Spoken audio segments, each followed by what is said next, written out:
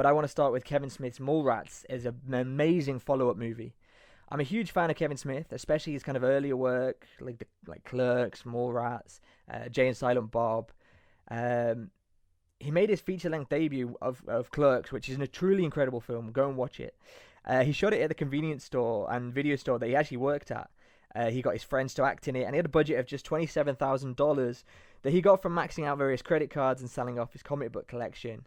It's a true labor of love that was shot 21 days straight on black and white film just because it was cheaper, and is mostly just conversations between characters with kind of little in terms of action.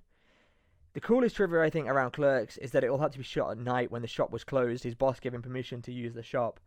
And so they wrote into the script, and you'll see it in the film, that the shop shutters are permanently down because someone jams gum into the locks. It's a great film. Give it a watch. It grossed around $3 million in the cinema, and made kind of Kevin Smith famous, and cemented his place as a filmmaker. And just a year later, he came back with his follow-up with a budget of $6.1 million. Apparently he didn't know what to do with it all, and so they were bringing in cranes, and they kind of scripted in loads of special effects and stuff just to really spend the budget and play with it. And he made Mallrats. It fell flat in the cinemas, but has since developed kind of a cult following.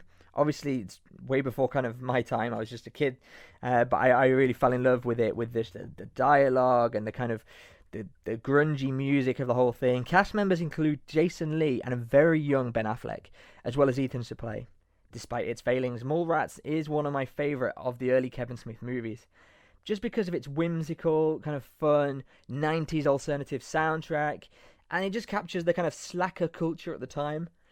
Kevin Smith is possibly best known for like the stoner Jay and Silent Bob movie, which apparently he's working on a sequel to, as well as the Seth Rogen, Elizabeth Banks comedy Zack and Miri Make a Porno. Lesser known, and I didn't realise this until I was kind of doing a bit of research for this, he was a co-executive producer on Good Will Hunting, and was also the voice of Stormtrooper on J.J. Abrams' Star Wars The Force Awakens. He's also currently, and this is really exciting, I'm really looking forward to this, he's working on Masters of the Universe He-Man series for Netflix, which is just going to be great. Go check out Kevin Smith and his films. He's got an amazing podcast as well, especially if you like look up his early films, because they're really kind of angsty. They've got this slacker culture vibe. They've got really witty dialogue. Dogma's probably got to be a firm favourite, starring Ben Affleck again, Matt Damon as well, Adam Rickman, Salma Hayek, and Chris Rock, to name just a few of the famous faces that appear in that film. Chasing Amy is also a must-watch if you get into the whole Kevin Smith groove.